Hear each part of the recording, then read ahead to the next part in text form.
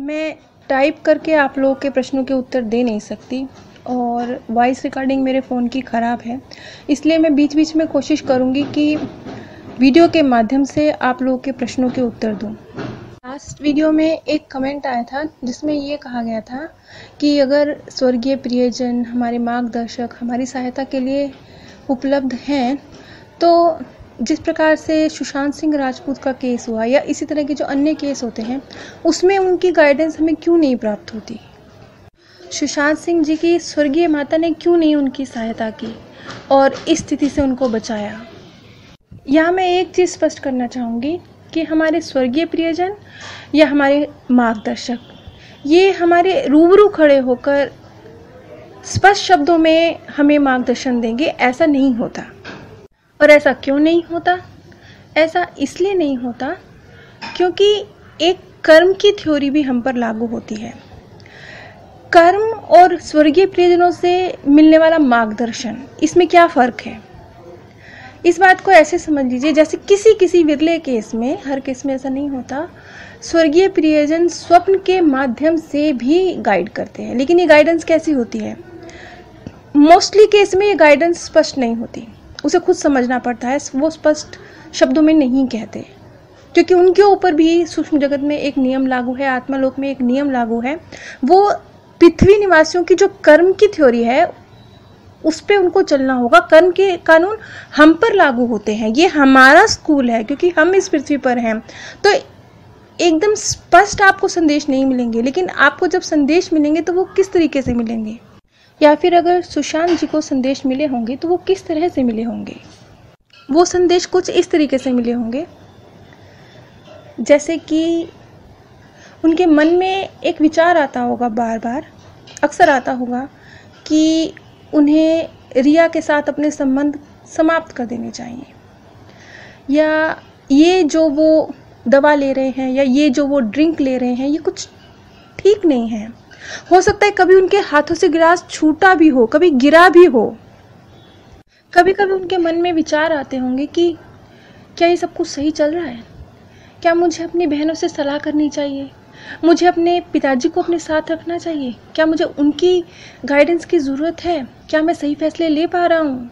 या फिर जब वो किसी ड्रग्स का सेवन करते होंगे तो उनके मन में ख्याल आता होगा कि ये क्या मैं कर रहा हूँ, क्या ये सही है, ये ड्रग्स लेना मेरे लिए सही है, ये मेरे लिए बेनिफिशियल है, ये दवाई मेरे लिए सही है, क्या रिया के साथ रिश्ता मेरे लिए सही है। इस तरह के ख्याल उनके मन में बार बार आते होंगे और ये जो संदेश हैं, ये जो भाव हैं, ये उनके स्वर्गीय प्रियजनों के द्वारा या उनके मार्गदर्शक के द्वारा एक भाव की तरह, गाइडेंस की तरह उनके मन में भेजे जाते होंगे।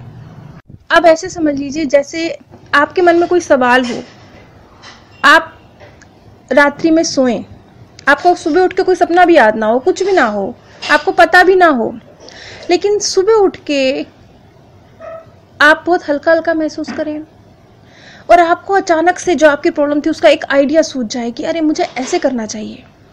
जो आइडियाज़ आपको महीनों से ना सूझे हों वो आपको बस यूं ही अचानक से सूझ जाएं, तो इसका मतलब है कि चाहे आपको याद ना हो, चाहे स्वप्न के माध्यम से क्लियर संदेश ना भी मिला हो, तो भी आपके स्वर्गीय प्रियजनों ने आपसे रात्रि में संपर्क भी किया है और जो संदेश उन्होंने पहुंचाने की कोशिश करी उसे आपने कैच भी किया है। अब ये किस तरीके से होता है, ये सबके साथ अलग अलग होता है। ये सब हर व्यक्ति का अवचेतन मन अलग अलग अवस्था में है। जिसका अवचेतन मन जितना अधिक जागृत होता है ये उसके साथ उतना अधिक होता है।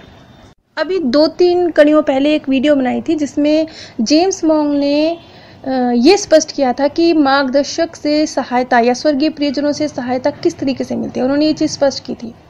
उन्होंने कहा था कि मान लीजिए कि आप किसी डील के लिए जा रहे हैं, अगर वो डील आपके लिए सही नहीं है तो कुछ इस तरीके से हो सकता है कि जिस कागज़ पे आपने एड्रेस लिखा था वो कागज़ गुम जाए, फिर आप घर से बाहर निकले, आप कार स्टार्ट करें, आपकी कार स्टार्ट ना हो, आप उस बिल्डिंग तक पहुंचने की कोशिश करें, रास्ते में आपको बहुत जाम मिले। और इसके अपोजिट अगर मार्गदर्शक से ये गाइडेंस मिली है कि आपको ये कार्य कर देना चाहिए, तो ये हो सकता है कि आपका इरादा कोई और काम करने का हो, लेकिन आपका मूड बदल जाए और आप अचानक से किसी दूसरे काम के लिए जो आपके लिए सही है उसके लिए आप हाँ कर दें और फिर परिस्थितियाँ भी बहुत ईजिली आपको उस डायरेक्शन में लेके जाने लगे। ऐसे जैसे रास्ते अपने आप खुल रहे हों, इस तरह की कोई स्थिति बनने लगे और इजीली सकारात्मक रूप से कार्य पूरे होने लगे। इस तरह से स्वर्गीय प्रियजनों द्वारा हमें गाइडेंस मिलती रहती है। लेकिन अगर आप ये सोच रहे हैं कि आपको वो स्पष्ट रूबरू आके बोलेंगे, तो ऐसा नहीं होता। और ऐसा क्यों नहीं होता? ऐसा इसलिए नहीं होता क्योंकि इस बात को इस तरीके से समझिए, जैसे मैंने कई बार कहा है कि हम अपनी किस्मत बदल सकते हैं। ये बात सुनने में अजीब लगती है क्योंकि आज तक ऐसा नहीं कहा गया कहीं कि किस्मत हम बदल सकते हैं। हमें तो ये कहा गया कि किस्मत लिखी हुई होती है, लेकिन बदल सकते हैं। वो हम कैसे बदल सकते हैं? जितना जिसका अवचेतन मन जागृत होगा, जो अपने स्वर्गीय प्रियजन या अपने मार्गदर्शक से ज़्यादा गाइडेंस ले पाएगा, वो अपना भविष्य भी बदल पाएगा। वो किस तरीके से होगा? उदाहरण के तौर पर किसी व्यक्ति के जीवन की परिस्थिति ऐसी है कि उसके पास धन नहीं है, वो गरीब है, ये उसकी किस्मत है। अब उसके पास 3 ऑप्शन है। पहला ऑप्शन है कि वो जो भी उसमें काबिलियत है, उस काबिलियत के मुताबिक वो कार्य करे और वो धन अर्जित करे। एक दूसरा ऑप्शन है कि वो किसी की जेब काटे, चोरी करे और धन अर्जित करे। और एक तीसरा ऑप्शन है कि वो बोले कि ठीक है, मेरे भाग्य में गरीबी लिखी है तो मैं क्या कर सकता हूँ। ये 3 रास्ते उसके पास हैं, लेकिन वो इन 3 रास्तों में से किस रास्ते का चयन करेगा, ये उसका कर्म है। अगर वो पहले रास्ते का चुनाव करता है तो अब उसकी किस्मत शुरू होगी। जैसे उसने पहले रास्ते का चुनाव किया, ये उसका कर्म था, लेकिन पहले रास्ते का परिणाम हो सकता है तय हो कि वो उसमें काबिलियत इतनी है, उसे इतनी नौकरी मिलेगी और वो अपने जीवन में एक ठीक ठाक सी जिंदगी जी लेगा, थोड़ा सा धन अर्जित कर लेगा। और अगर उसने दूसरा रास्ता चुना तो उसका भी परिणाम तय है। उसने अगर दूसरा रास्ता चुना, यानी ये उसका कर्म था, उसने दूसरा रास्ता चुना, ये उसका कर्म है। अब इसका परिणाम किस्मत है। इसका परिणाम क्या है कि उसे जेल हो जाएगी, वो चोरी करेगा तो उसे सजा होगी। ये परिणाम है और ये तय है। अब एक तीसरा रास्ता था, ये भी कर्म था कि मैं तो हाथ पे हाथ धरे बैठा रहूँगा, मैं तो कोई काम नहीं करूँगा, किस्मत में लिखा होगा तो मेरे पास आएगा। ये भी कर्म है। अब इस कर्म पे चल के भी तय है कि स्थितियाँ जैसी हैं वैसी रहेंगी। यानी एक किस्मत थी आपकी गरीबी, लेकिन रास्ते 3 थे, आपका कर्म, लेकिन उन कर्मों का परिणाम वो किस्मत थी, वो तय था। और ये काम शाखा दर शाखा, शाखा दर शाखा, जैसे एक पेड़ है, पेड़ की शाखा, फिर उस शाखा में से शाखा, फिर उस शाखा में से शाखा, ऐसे निकलती जाती है। क्योंकि ये जो डिसीजन आप लेते हैं, हर सेकंड लेते हैं, हर छोटी बड़ी चीज़ में लेते हैं, इसी को किस्मत में कर्म के द्वारा परिवर्तन कहते हैं।